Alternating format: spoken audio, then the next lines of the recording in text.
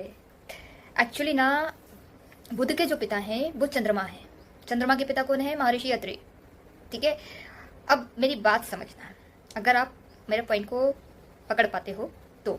Right, चंद्रमा को ज्ञान हुआ, ठीक है, मतलब कि मन को जब ज्ञान हुआ तो बुद्धि हुई। ठीक है, मन का जब ज्ञान से मिलन हुआ तो बुद्धि हुई।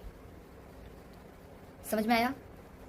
तो ये एक्चुअली ना, जब मन ज्ञानी हो जाता है तो बुद्धि होती है, बुद्धि का अस्तित्व आता है। ठीक है, और मन का जो ज्ञान है, जो हमारे अंदर है मन, ठीक है, उसका जब ज्ञान है, जब उसको ज्ञान होता है तो आज्ञा और सहस्त्र चक्र खुल जाते हैं। ठीक है, हमारा जो ये कमल है वो खिल जाता है।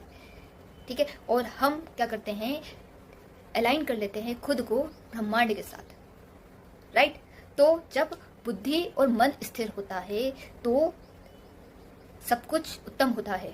हम अलाइन करते हैं खुद की सोल को परमात्मा की सोल, परमात्मा के साथ, आत्मा का परमात्मा से मिलन। ठीक है, क्योंकि मन को ज्ञान हो गया है तो बुद्धि की उत्पत्ति हुई आज्ञा और सहस्त्र चक्र के रूप में, और जो मिलन का कारक बन गई परमात्मा के साथ।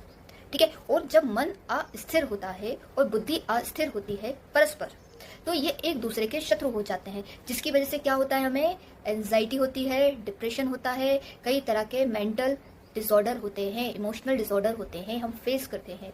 हम रात को नींद नहीं आती, हम बहुत ज़्यादा सोचते रहते हैं, बेकार की बातों को सोच रहे हैं, बस समय गवा रहे हैं, जबकि उसकी वास्तविकता देखें तो कुछ है नहीं।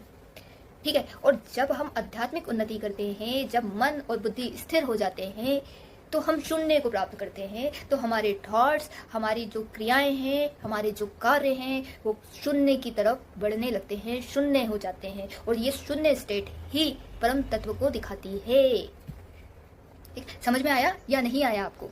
अगर आ गया है तो थम्स अप कीजिएगा, लाइक कीजिएगा, शेयर कीजिएगा और राधे राधे कीजिएगा।